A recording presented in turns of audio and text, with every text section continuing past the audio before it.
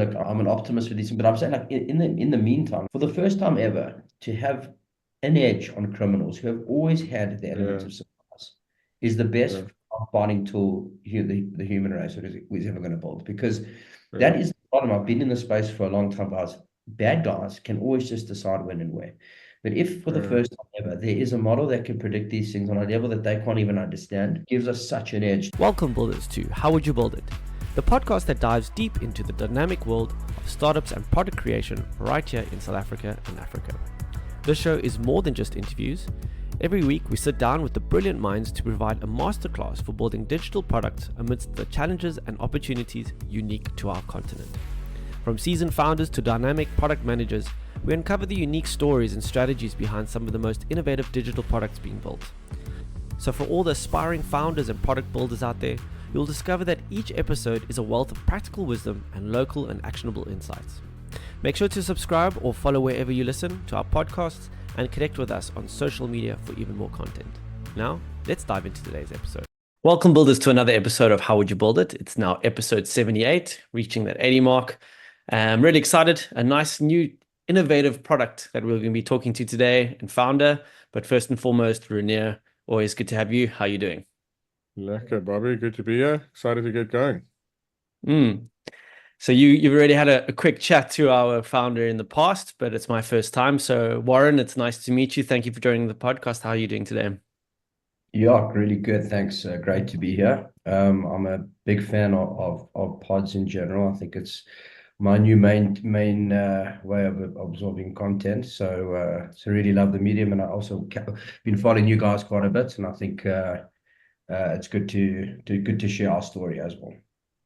Awesome. Yeah, I mean, there's so many great South African stories out there, and that's what we're trying to do. Just kind of get that voice out there, get those stories, get those unique perspectives out there to everyone that's building interesting businesses that you are indeed doing. So Warren, as we always normally start, do you mind if you can try and do an elevator pitch and tell us what is Aura?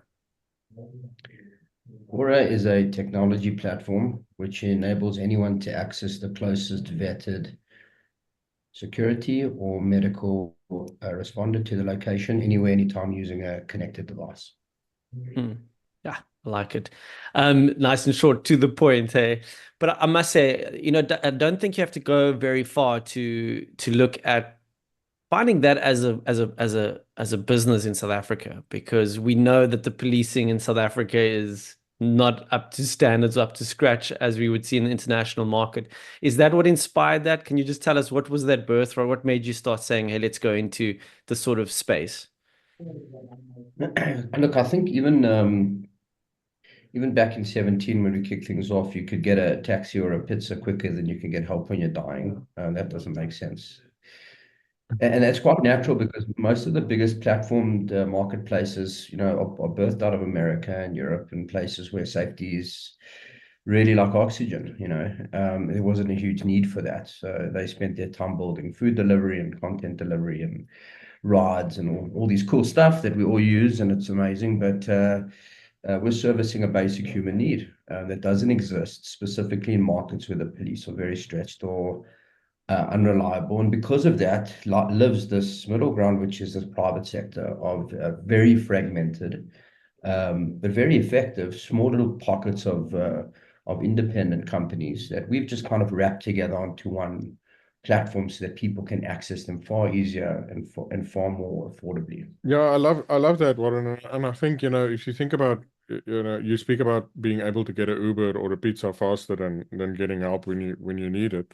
I mean, it's just a space, even on the policing side, that technology has never really, been front of the agenda. I mean, you still mostly have to phone a number which goes to a call center somewhere, and they then have to figure out where units are, where you are. It's just super impractical. I mean, is why do you think has been so little innovation, specifically on the policing side? Is it a government issue? Is it a lack of skills? Like how did it come about that we still, using voice prompts to dispatch police? Look, there's a gap between as populations become more and more connected.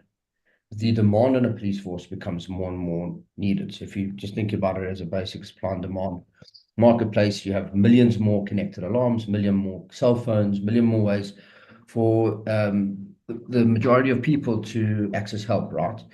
The problem with most police forces, not only in South Africa, but even in the UK, we'll talk about our business there, is that their supply is actually dropping. Like there's a lot less funding coming into police. There's a lot less people that want to be police forces. So you've got the supply and demand problem where police, you've got all this more and more demand, and there's just stagnant or even reducing supply. And you know what I believe very strongly is that there's a specific place for police. Police need to be doing very, very high fidelity, high risk tasks, specifically you know, where they use their response resources. And there's certain things that private security should be doing to help triage and deal with lower fidelity events. And really like resource allocate that. And so like we're not trying to replace the police. The police do that, and private security does this. And I think finding that middle ground is a large part of like I see the next big phase of Aura, which is platforming public and private response resources together so that they can easily handshake each other. Because in a lot of cases, private security deal with something that becomes super violent, or there's an arrest, so you need a policeman to actually open a case. And there's a technical handshake or an API there. And vice versa, in a lot of cases, the police just cannot deal with the amount of calls coming into 10,111, and they do get a private guard to go out and check, you know, what's going on for something that's maybe low fidelity or unverified. So, like, I'm not really against saying how bad or stretch the police are. I think that in emerging markets, typically they're very low tech. They you know, and then you know that comes down to just government just don't you know aren't quicker to innovate and adopt new technology, etc. That was exactly going to be my question. Where is SAPS when it comes to their technology? You just said about, you know, getting an API to talk to each other. Does SAPS even have an API that anyone can tap into? I mean, I've never thought about it, but I mean, does something exist in the SAP space? I think what happens in these really big orgs, again, not even in South Africa, I mean, in a lot of other markets, even first world markets, is you have governments who are very scared to change because of the risk of failures. You know, you generally have a lot of public servants working on systems that they don't want to change because they're so familiar with it. And there's a hesitation to adopt new technology which might disrupt or affect their job. Right. So you know, I'm getting a bit deep, and I think that exists across a lot of different parastatal or government organizations where there's a lack of technical But adoption. it's even in the public space. Yeah, I was about to say, it doesn't have to be, it's everywhere. Change management is a problem. But now when you've got a government that is very stale, I can imagine that there is nothing happening. Yeah, I think it's, I mean, even look at America now, I think, you know, Musk has been speaking a lot about creating efficiencies in government because of these layers and layers and layers of efficiency that have just come out of that, you know, have been birthed out of that specific problem, which is the lack of change because A, they don't want something to break and they don't want it to reflect badly on them. And secondly, you know, there's this inherent fear of, you know, tech is going to take my job ultimately. And therefore, those are just two huge handbrakes on technical innovation. So it's natural that like this get built out of the private sector. So I think, you know, it's not government's job to build these things. It's their job to adopt them. So far, my dealings with the police have been really good. I mean, they love what we're doing. We're piloting our tech across quite a few different layers of their fleets. It's kind of like showing someone fire for the first time, where all of a sudden, you know, a call can come through to 10,111 and they know exactly which vehicles are within a 10-minute ETA. And there's all of a sudden 12 vehicles that technically should get there within 10 minutes. I mean, there's an ETA of perhaps taking traffic into account. So I think we'll get there, you know, slowly with them. But I'm quite optimistic. I think that most of the people in police have got an authentic. They really do want to help. You know, I'm talking even general up to brigadier level. They've chosen that you know that career, and I think not to say that there isn't bigger problems up at the top where everything gets controlled, but I do think it's just even this year since the elections, I think things are moving a lot better. So I'm very So, optimistic. And like what I said to the police initially was, we do an 8-minute response time nationally with mm, 3,500 on response vehicles. The police's response time is about an hour, and they have 30,000 vehicles. So there's two orders of magnitude slower. mm, That's And crazy. and I said, yeah, so and that's really it just comes down to implementing the right technical solution, which in mm, turn creates the right accountability and the right transparency. Yeah, I mean, you give me 30,000 cars, I'll get you 1 minute response time. I'll be quicker than Uber. Uber's average response time from when you push the button to their car arriving is about 2 minutes. It's quick mm, average time. So and that's so it's very doable. Like it's just a Mm. basic supply and demand match, right? So mm. so I think we'll get there with them. I think they can see the vision. Yeah. And I mean, why don't you speak about risk and, the not wanting to implement something because of the risk of failure. When we're building a vanity product or something, risk of failure is quite low. So, launch, fail fast is kind of like the advice you give to a startup founder that operates in that space. In your world, you deal with the lives of people, right? So if the tech breaks, armed response drives to the wrong place, there's a situation, there's an incident. So how did you navigate that in the early days, or how did you think about that, and how do you navigate this complex part of, on the one side you want to innovate, but innovate introduces risk, and what's at stake when something goes wrong in your case is a bit different than other products. It's a great question because it's actually one of our core values is we say kadema, which means go forward. Like don't sit and not make a call.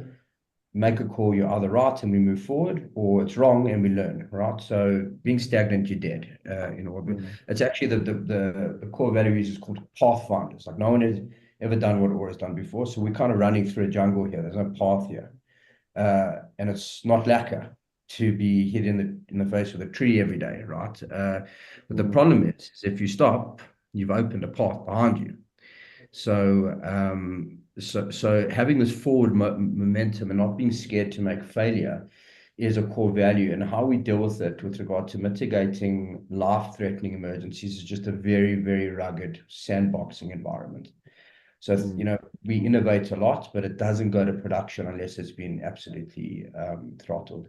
Our platform's never gone down. mm, The way that we've structured the architecture is that there's so much redundancy with regard to getting a panic in and getting a responder out that the way when we introduce new features, there's just nothing touches the core ability for a panic to come in and for a responder to go out. That always needs to work. That can never not work.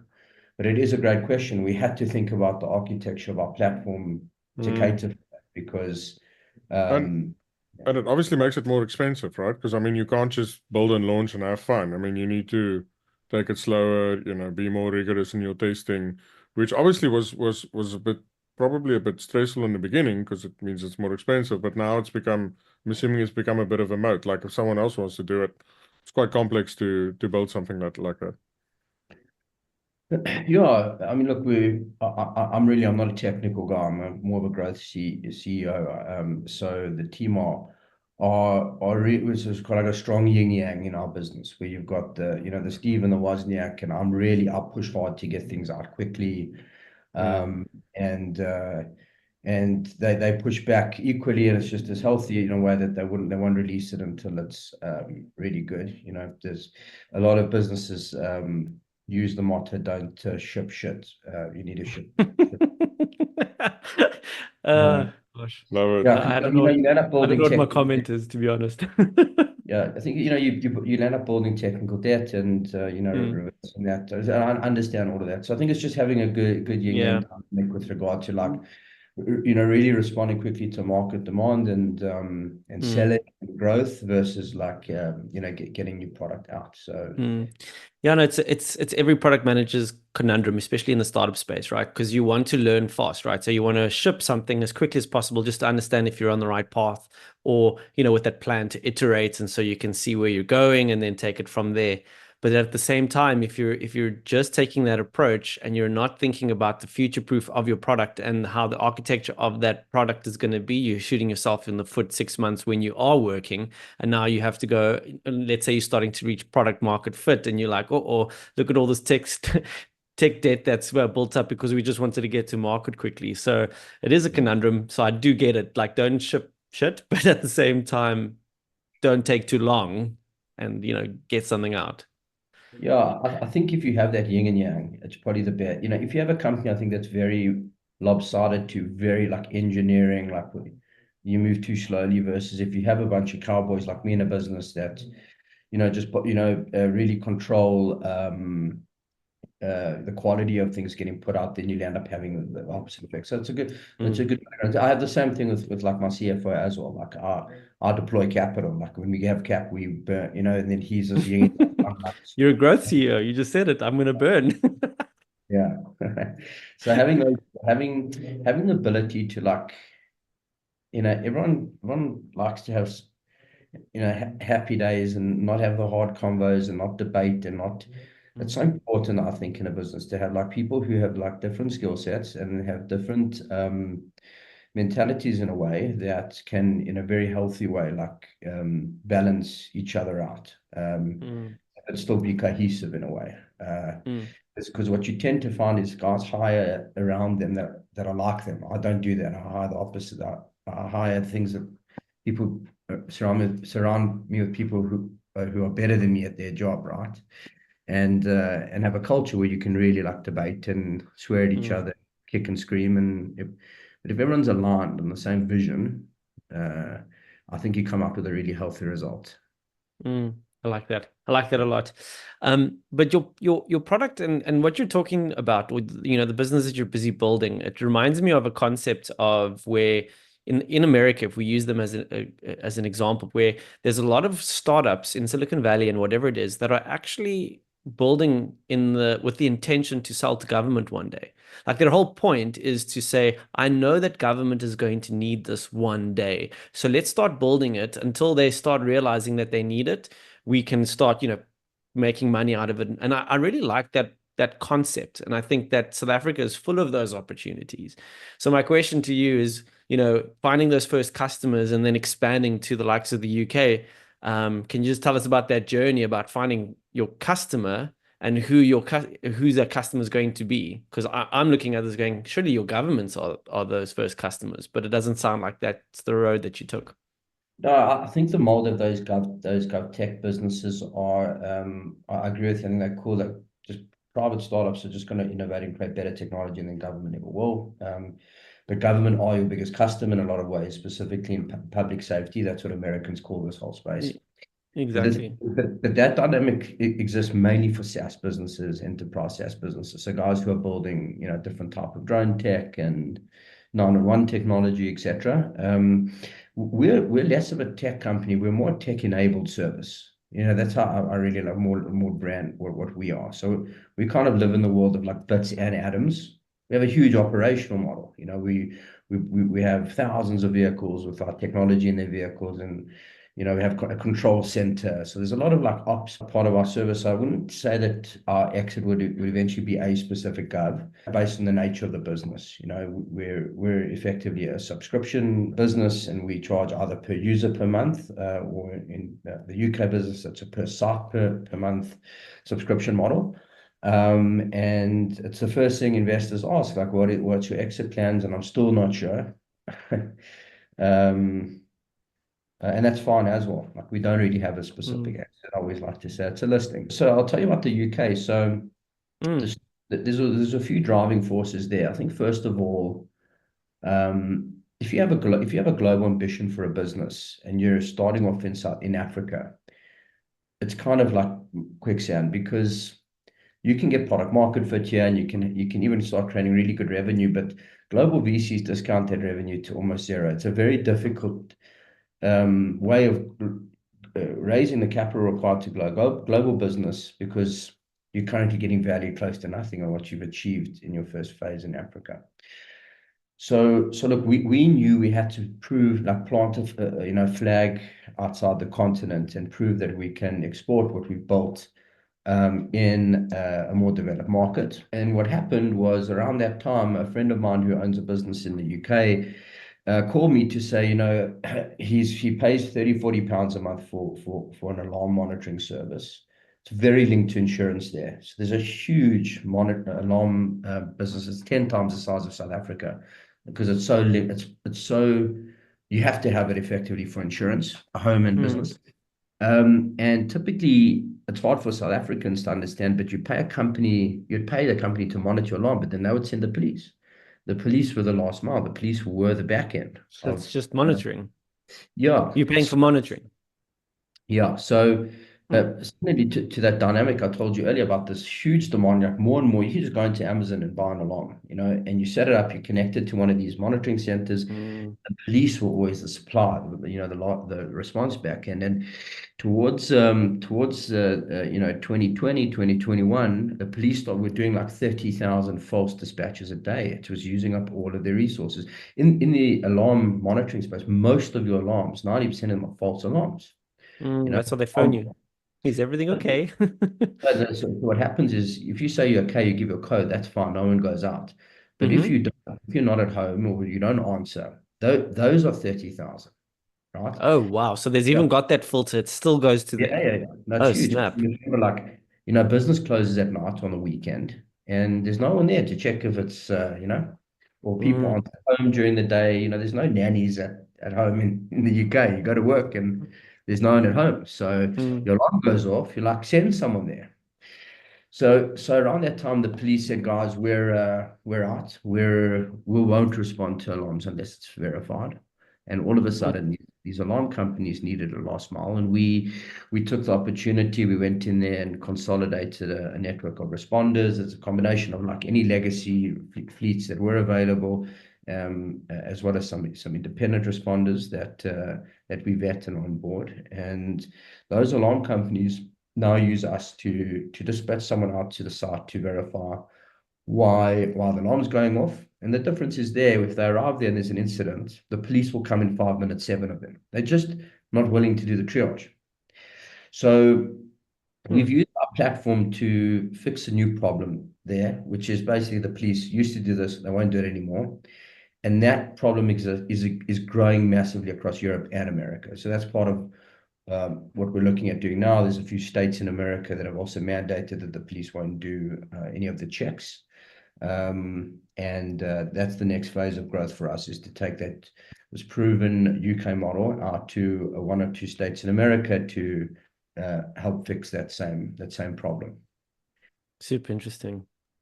And So Warren, so I mean, launching in the UK, it is a marketplace. How did you balance the supply and demand? And I mean, maybe even in South Africa, you could talk about both instances, because by far the hardest thing of building a marketplace, or platform that acts as a marketplace is getting supply and demand right.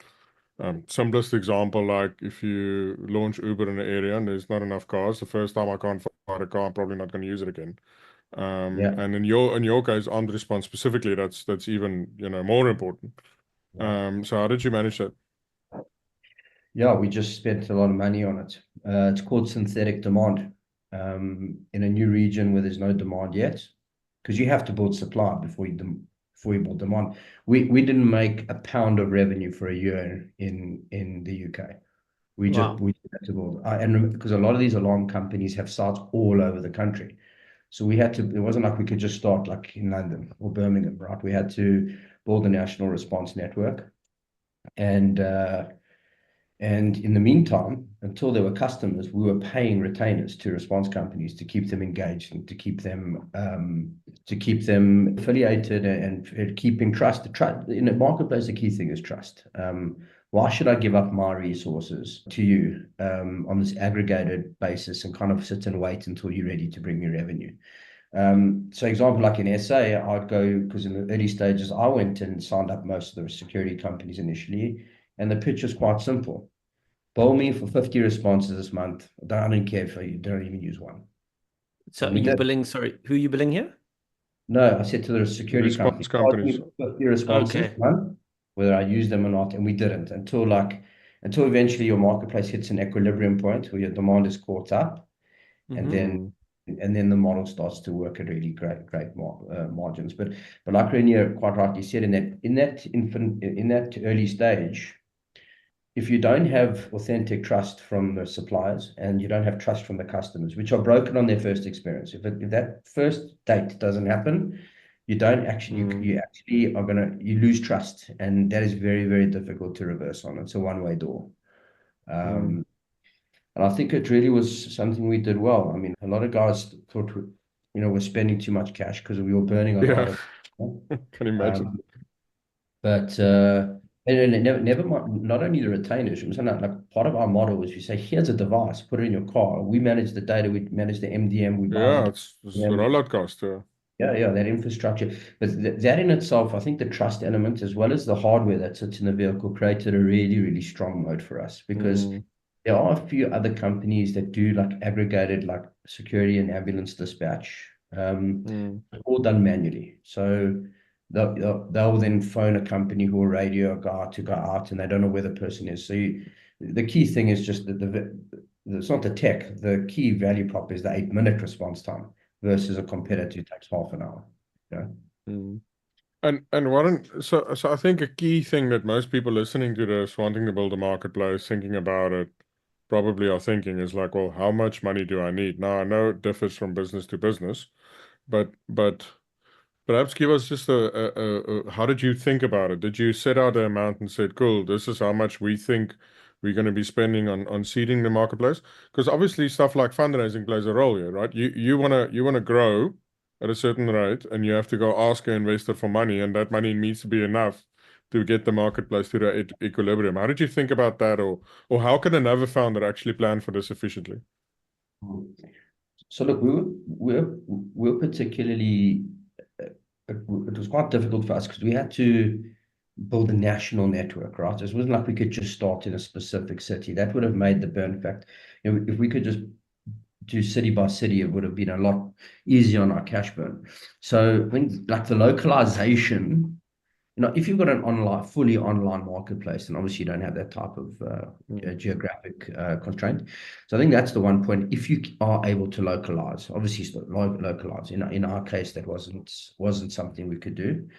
And then with regard to where to find your pricing point, you just need to ask them. Like, you need to see your suppliers in a marketplace as your first customers.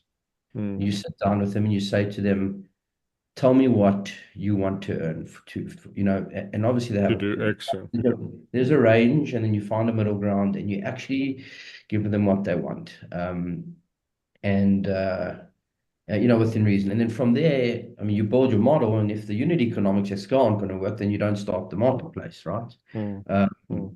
But I think there's not much there wasn't. I don't remember there being guesswork. It was really like, tell me the retained earn, and then tell me what the per response fee is, and would pay that, right? And then you had your growth targets, right? So you knew how many people you had to sign up on the demand side, and at what pace to get to a specific point where you reach equilibrium. Equilibrium, yeah. That was every market's got that equilibrium target. Yeah. And how easy was it to get there? Was it a slog? We were quite lucky. Uber was our first client. The SOS button in Uber's driver and rider app comes into our API. They're a big customer.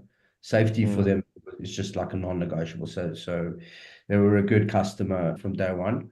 And look, it was never easy. Like, nothing's ever easy, guy. This like chewing glass. I think we're a bit out of the chewing glass phase now, but the first 3 years you just chew glass, right, until you get it right. But I think it was within like probably within between the second and the third year where we hit that equilibrium point, and then you really start to see a really high margin business, because in our business the utilization is very low. So we have 1 million. So we've currently got over 1 million monthly active users in SA, and we collect a subscription per user per month, but only 0.7% of them have an emergency. It's kind of like an insurance model. So we're collecting like 0.7. No, 0.7, yeah. Wow, so that's nothing. Once you through your equilibrium point, your cost becomes that usage. Yeah. Sure. Yeah. And then the model scales, right? Because you've paid the retainers of all the providers, so you can cover the 0.7% that needs to service what's happening. But Yeah. every new user you put on is like almost like it's like 100%, close to 100% margin. Well, we account for that utilization in kind of the CAC model to say, okay, well, in the unit economics, we say it's not 100% margin, it's 90 because Yeah. 10% is, would be we know very closely what I utilize, just like an insurance company. They Yeah. know how much claims are going to happen. It's all kind of Yeah. around. Mm. It's Initially, modeled out. we didn't know because it's never been done before, but now we're really very close on. And look, different customers have got different usage. So like an ambulance client, the utilization for an ambulance client is different to, say, a security one, and like a client like Uber have far more utilization than, say, an insurance customer who gives this to their customers. So, but there's just it's really like tight, like average now that we can work within, which It's amazing makes what you can do when you get data coming through. You can actually really start modeling how things are going to go. And it gets me wondering, like, it seems like when you mentioned Uber to me, it like kind of like, wow, yeah, that's like such an easy use case that you just pointed out. So I'm trying to understand the value proposition at the end. What impact are you having on people that are utilizing your product? Like, what does it end to? If they find, like, someone like Uber finds it so important to have, what is the impact in the market across the policing to the emergency services, to you name it? I mean, what's the numbers? What's happening? yeah. What's the impact? Look, the value prop is still peace of mind. It's similar to insurance. You pay for cover, not claims, right? So we always say we're a business to consumer model. That's why no one really knows who Aura is. We're behind a lot of the branded distributors like F&B distributes for us, Tracker. There's a few big apps out there like Mola, all these guys. So Yeah, um, Nonabella. yeah, so they will use our back end for the response side. So the cover is the key thing. Cover for you and your family. So we have subscriptions for individuals or for their families. And then the usage is when you get out there, you have to. There's so many pieces that make a life-saving response work. So the response time's key, specifically medical. If you have an airway, breathing, or circulation emergency, you've got minutes. Then with regard to security incidents, it's dealt with always with a standardized SOP, which is move the customer away from danger and then use minimum force required to de-escalate the situation. So you don't come in there and start waving a gun. De-escalate, move the so look, on a metric thing, we're saving 5 lives a day at the moment in Aura. Wow. And that's Amazing. it's a very binary. We don't kind of like, it's not an ego metric that's these people would have died. We have another whole metric, which is lives positively impacted, because we didn't know for sure that they would have made it or not.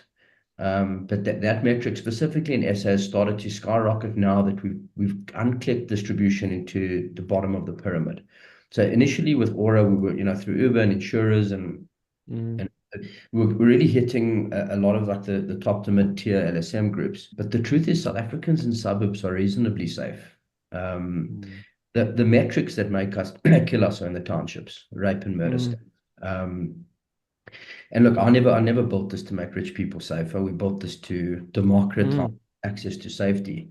And this year we've launched a few initiatives. One in Gauteng, where the Premier of Gauteng has launched a panic button for Tish areas, which are township informal settlements and hostels, and we're the engine behind that. And that's doubled our life-saving metrics. Just that's the people in our townships are it's so dangerous, guys. And No, you hear horror stories all the time.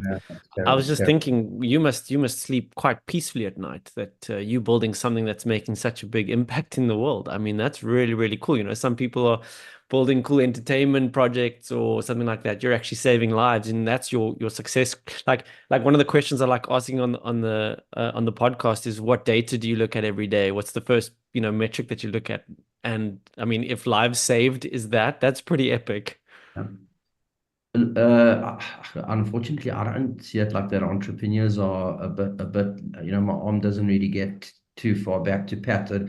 I think about it more. We only got 1 million. We've got this proven life-saving tool. Why doesn't everyone? Mm, How many Mm, people died today that didn't have it? So it's kind mm, of a sick way of thinking about it, but it is. sure. You've got this almost this responsibility to, imagine you have the ability to save someone's life, what you would do mm, to, so it seemed more of like, how do we scale this and get it out to everyone? But that metric, it helps a lot to build a great team. And that for me has been our biggest success drivers.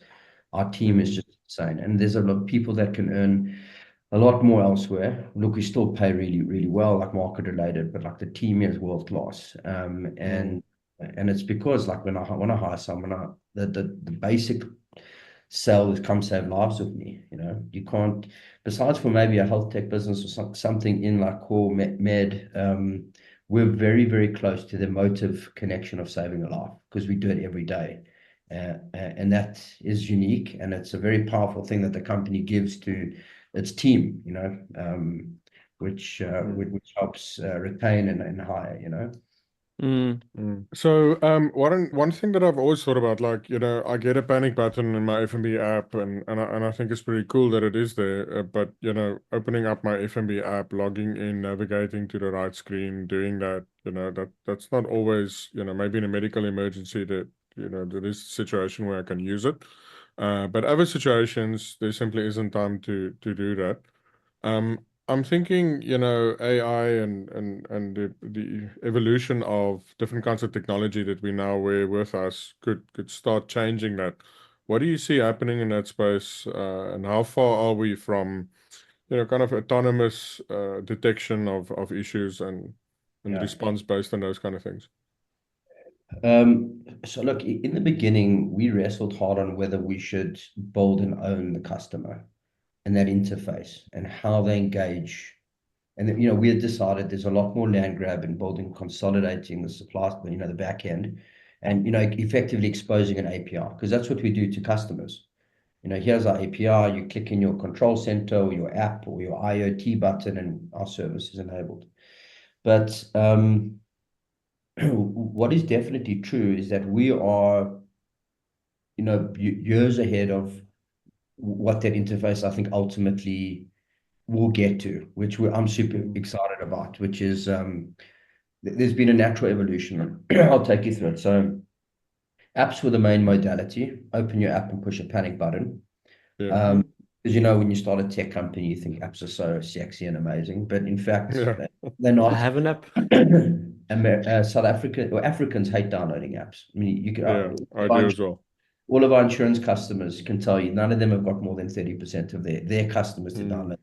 Only banks and entertainment and like e-hailing guys have got obviously 100% adoption on apps. But if it's not core to your business, an app download is a difficult task to get a subscription. It's an additional hurdle to get a customer, right? mm, So what actually happened was the beginning of this year, my wife thought she was being followed here in Joburg, and she phoned me.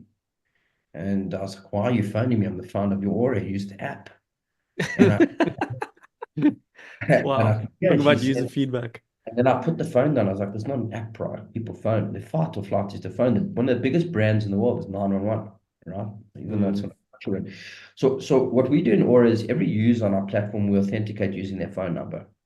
So whether you go download an app, if you're a registered subscriber, you can dial into our service line, we'll get your location. And on top of that, if you save that number as your emergency contact on Apple and Android, you can panic yeah. directly out of the operating system, which is the Oh, short. wow. Apple, you hold down volume up in your Yeah, phone and that comes. yeah. You can Siri activate this, okay? And that's the second iteration. This is the new kind of like phase 2. Phase 3 is going to be far more autonomous and let me say like biological, where hits into our API are going to eventually be biological. Your heart, your most wearables know what your heart rate does in a trauma event. They don't to 99.9% accuracy. They know the difference between you going for a run and someone breaking into your house or you having an aneurysm. It's all here. It sits. They know Mm. they haven't commercialized it yet. Obviously, the Americans because of liability. It's that's the Yeah. biggest. It's inevitability that either this, your heart, or your vocal cords are going to be what creates a pattern. And I think Interesting. where operating systems will eventually get to is you won't open your phone in I'd say a year or two and see tiled apps. I think that is going to move away. I think your form factor will you'll be looking at your phone to get content back from the internet, but prompts into the internet are going to be done through an Mm. AI, right? Mm. And maybe agents that do a lot of different stuff. I think that this whole space is getting cleaned up, but getting you safety and keeping you proactively safe, all right, as well as initiating a panic based on a couple of inputs that the agent can be programmed to do, which is a basic keyword, which is like "get me help," or it picking up on sounds that are indicative of a trauma event. Crash. There's certain vocal, human vocal levels that are indicative of a trauma event. So like my little 7-year-old kids can scream and go mad. And, even my daughter, high-pitched scream, these algorithms can know how to filter out what's really like, so there's a trauma event here, right? Mm. Um, so we're excited for these because we really we've got the tech and the platform ready to get these people help. Those modalities just have to come into mainstream, but they are coming. I think that Mm.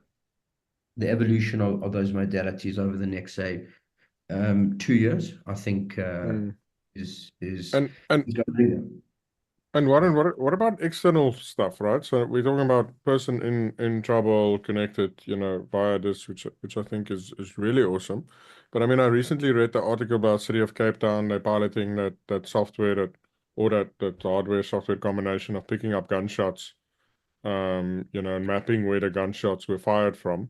Do you see that as a major player in the future as well? I mean, I can imagine a gunshot triggering somewhere, connecting into your system, dispatching someone to the area. All of this could be really cool in getting faster Yeah. response. I think ShotSpot is quite old. It's been around for quite a while. I think it's been very successful in doing its core job, which is picking up on a gunshot. This year, I've engaged with 3 different companies that are using neural networks to predict crime. Okay, and I kind of snuffed at it a bit, but these things are operating on a level and learning on a level that you can't even imagine. So I think Oh, really? one's been done in Detroit. Remember exactly where the other ones are. They want to get going in Joburg, but they need tons of data. Neural networks needs ton Mm. of data. But Mm. what they actually need, which is super interesting and strategic for Aura, is a neural network, even like an LLM. The way that it learns is through binary engagement. So when you ask ChatGPT something, the way that you respond, if you don't say, if it gives you the answer and you don't respond, it learns that that was the right answer. Or Mm. if you say no, if you can't try and correct it, then it learns it. So you are training the model by your engagement. Now, these models for crime prediction require the same kind of feedback loop, which is only going to Mm. be done as follows. So what they said is they'll take Joburg, and at 12 o'clock at night, it's going to spit out 350 locations with 350 times, where there's a high risk, they think, of a probable crime. They're going to need to plug that into an API that can send someone out there to either verify that there is someone suspicious or there was a crime there, or deter the crime altogether, and then feed back They into report the it back to model to say, because the minute a model learns that something did happen or didn't Mm. happen, that's how it Mm-hmm. starts. it adjusts. That's how a neural network starts to use those feedbacks to learn. A model can't, an AI model can't learn without constant feedback. Mm. So I think we will play a really great role in, you wouldn't be able to go to the police force here and say, here's 350 things, can you go check them out? It has to be Mm. automatically done. You plug it into our API, and our API is just going to send a bucky, an on-response car out Mm. to control these areas all the time. And you mentioned Minority Report in the beginning. I obviously don't think in our lifetimes we'll get to like something as predictive, but Don't kill my dream. I see it happening. Don't kill my dream. Come on. look, I'm an optimist with this, but I'm saying like in the meantime, for the first time ever, to have an edge on criminals who have always had the element Yeah. of surprise is the best Yeah. fighting tool the human race is ever going to build, because Yeah. that is the bottom, I've been in the space for a long time, guys. Bad guys can always just decide when and where. But if for the first time ever, there is a model that can predict these things on a level that they can't even understand, gives us such an edge to either get there much quicker, because I can start moving my assets around based on these models, you know. So the Uber does it as well. If you ever go to an Uber driver who's not on a ride, he's getting prompted, go here, you've got a high probability of a ride here. Because they've got data feedback. They know where riders are. We don't know where criminals are. So But so on that, we had an event in Stellenbosch recently, and I hosted Retief Gerber, who's the founder of a machine learning company called Spatial Edge. And what they did is he shared a story about how they did a pilot for the West Cape government, where they used traffic data, incident data over the last, I don't know, 30 odd years, right? Over festive periods. And then they gave them a model and where you input which part of the fleet is available, how many staff do you have, and it sent people out to locations where it predicted there could be incidents. And they reduced road fatalities by 50% simply because you can imagine stuff happens at the same place at the same time. So I can imagine taking that approach, as soon as you have crime data and the ability to input into it, this stuff is going to become really cool. yeah, I think it's you're kind of burning the candle from both ends. Like if you've got a really, really quick and robust response solution, Yes. and the other way of burning is like to get more predictive. We've never been Yes. able to be more predictive with regard to crime, or for that matter, even medical emergencies. Guys, in probably maybe not 5, in 10 years' time, the idea of you hearing of someone dying of a heart attack suddenly is going to sound like the Stone Age. Unless they're living in the Amazon or something. Just Yes. these things are going to be with these models are going to be so predictive. And obviously, if you don't act on it, you're in trouble. But I think the vast majority of people who have complications, health complications, just don't know that they have an issue. This like my mind is blowing here. Like this conversation just like caught fire as the more we spoke, the more it just lit up. This was so fascinating, Warren. Like, can't believe all the things. And I'm just sitting here thinking like what are we, like 2 years into ChatGPT now, almost? And it's just amazing what that has probably unlocked in startups like yours. Like Got all of a everybody sudden, excited. yeah. And our imagination and what we could potentially turn this into. I mean, I feel like we've only scratched the surface with a startup like this. I know it's the next big way. It's the next big platform. These models, and look, I think it's going to have a lot of good and bad. I think a lot of like pure tech SaaS businesses are going to have a hard time because these things can be able to replicate ones and zeros so quickly and so much. Yeah. Like the way we're building. I mean, we don't go full autopilot, but I don't think we've hired a new developer in like 3 to 6. We're hiring a new developer every month, and we're now shipping more with the same people, like way more. So I think the ideas of these rows of like coding developers are just gone. Like you'd rather have more highly specialized, super smart people that get your product well. yeah, exactly. Oh, I like the way you summarize that, Renier. All right, Warren, we've kept you long enough. Time is precious, time is money. But we can't finish off without doing a quick lightning round. So we just ask a few questions. The first thing that comes to your mind, you have to shoot it. And yeah, so thank you for joining. Before I get into it, I think it's just fascinating. So the first question I need to ask is, what other founders do you have in your network with an interesting story like yours that we need to interview? Steve Rauch has started a company called Rapid Deploy in Cape Town. And I've definitely heard of that. Yeah, he's based now in America doing huge things there. Great guy as well. He builds technology mainly for like 911 and like Gov, like you mentioned. GIS Solutions, brilliant company, great CEO. So you're gonna do a connection there for us then, eh? Yeah. No, I can. So he's South African. Yeah, he is. Yeah, he is. I think most of their tech team are still based in Cape Town. But like I think a vast majority of the actual business operates in the States. So really a good example of someone who's being able to get in there and like enter that market like really well. And look, I think the rest of the guys, um, I think Dolph Gernon has got a great business that Merchant Capital. I think you should speak to him. He's got a merchant financing platform, really great business. I'll think of a couple others and connect you in. Nice. But with the top two, I think those are the two good guys we'll have a great chat with.